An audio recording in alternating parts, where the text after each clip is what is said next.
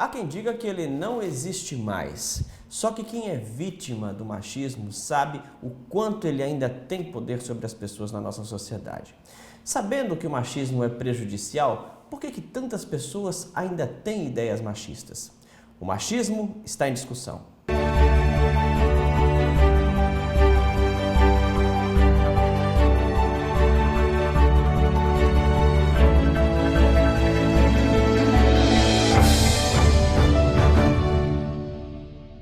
A ideia do programa em discussão de hoje é falar de machismo sob a ótica dos homens. Por isso a gente convidou o Antônio Novaes, ele que é doutor em educação e especialista em relações de gênero, e também o Roberto Silva, ele que atua na Secretaria da Mulher e da Diversidade Humana, mais especificamente nas questões de igualdade racial. Isso. Que envolve gênero também. Envolve também. Ok, a gente começa com uma pergunta-chave, já para começar o debate a partir daí. Dá para a gente colocar culpa em alguém porque nós somos uma sociedade com ideias tão machistas? Então, primeiro agradecer pelo espaço, né? Acho que essa questão é muito pertinente para sendo discutida, em especial pelos homens. Acho que o propósito do programa é interessante nesse sentido, de trazer a visão dos homens sobre esse fenômeno do machismo, né? Acho que uma primeira questão que a gente coloca é que a culpa não é um termo que a gente utiliza, não se trata de culpa, né? Existe um processo que é histórico de educação, aprendida por homens e por mulheres, e quando eu falo de educação não estou me referindo apenas à educação formal, escolar, aquela que a gente aprende na escola, mas a educação que acontece em toda a vida, na família, no trabalho, na rua, nas brincadeiras, entre os meninos, que começa desde criança. Tem todo um processo que é iniciado desde a infância ou desde a concepção, e aí a gente começa a aprender a ser homem. E nessa aprendizagem a gente se torna homens e mulheres machistas, responsáveis por diversos males, inclusive hoje, que causam a sociedade. Olha, tem uma música do Paulinho da Viola, que é o Chico Brito.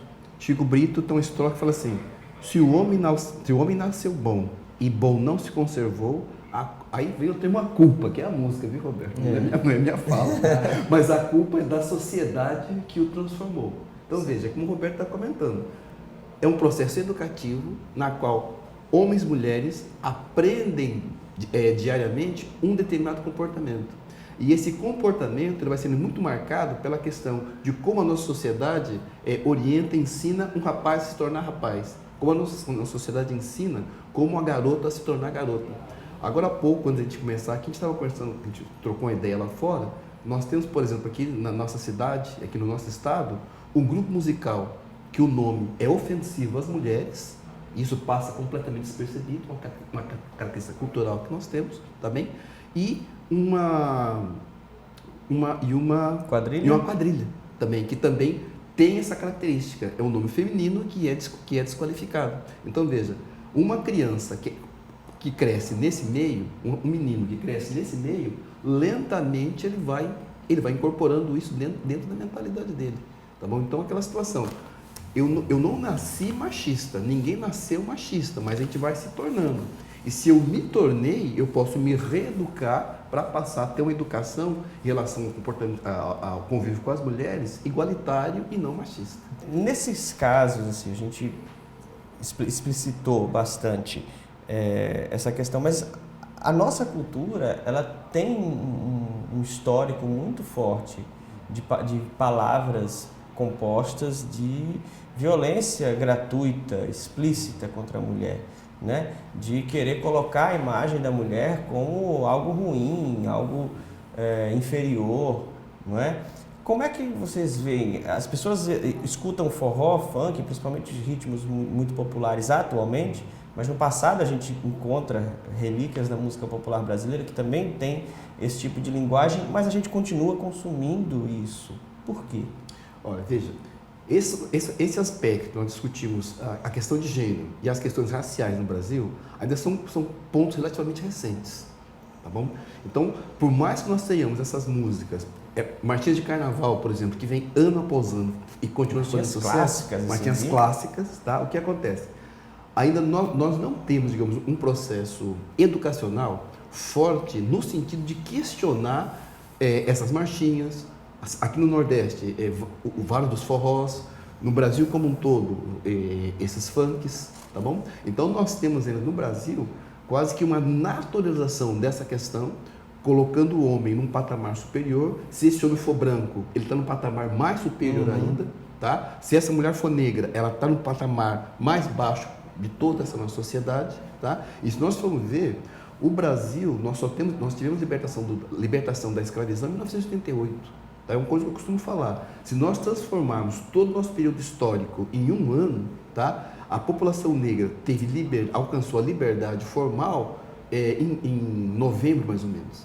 Tá? Então, há toda uma construção, há toda uma mistificação que busca naturalizar essa questão. E o que acontece? Nós ainda não temos, por exemplo, dentro das formações, nas universidades, por exemplo, existem pessoas preocupadas? Existem, mas nós não temos, digamos, ainda, não é muito frequente, nós temos cursos, nós temos, digamos, uma disciplina que se preocupe ao longo do semestre para discutir essa temática, pensando o quê? Pensando nessa diversidade que nós temos. Porque se nós formos ver, hoje aqui em João Pessoa, nós temos o homem biológico, temos a mulher biológica, temos o homem trans e temos o homem trans e a mulher trans. Tá, ok? Como é que esses dois personagens, a mulher trans e o homem trans, estão entrando nessa seara das relações humanas, tá?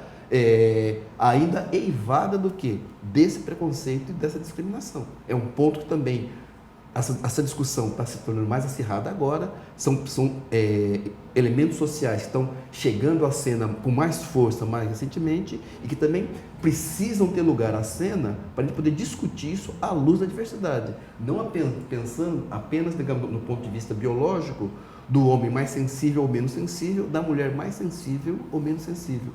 E mesmo a gente estando discutindo aqui essa questão pelo ponto de vista masculino, nós temos que pensar que numa sociedade machista, boa parte da educação doméstica, da educação das crianças, ocorre em casa, principalmente com a mulher, que educa a sua menina para lavar a louça e o seu rapazinho para ver o futebol. Boa parte dos primeiros anos da educação escolar ainda são feitas por mulheres, tá? Que acabam ainda reforçando muito desse estereótipo de gênero e machista. Já começa em casa, então, essa questão de querer se trabalhar isso de uma forma diferente. Os brinquedos também, são muito sexistas até hoje. Uhum. Existe, acho que na verdade existe um modelo, né, um padrão, um comportamento dado para homem e para mulher e que ele é assimilado por homens e por mulheres e, portanto, reproduzido também por homens e por mulheres. Quando Antônio diz as crianças são educadas, né, por mulheres, então as mulheres também foram educadas nesse modelo, né? Isso é histórico, isso se trata de uma educação que é milenar, que remonta séculos e que vem sendo reproduzida por homens e por mulheres. Aos poucos vem sendo desconstruído, né, o movimento de mulheres, as feministas, as mulheres de modo geral nunca foram conformadas com isso, claro, porque elas sempre foram as mais prejudicadas, né, com essa questão, e elas vêm batendo com isso e vêm alterando esse padrão de comportamento, né, mas a gente sabe que se trata de um processo longo e que precisa de mais tempo, de mais ações efetivas para que isso seja minimizado. A gente vai ter que dar um intervalo rápido, mas daqui a pouco a gente vai voltar com essa discussão. Inclusive eu quero entrar também, ainda na seara da educação, mas já também falando da questão da profissão. Tem profissão para homem, tem profissão para mulher, ou isso também é outro conceito machista? Fique com a gente, porque aqui tem discussão.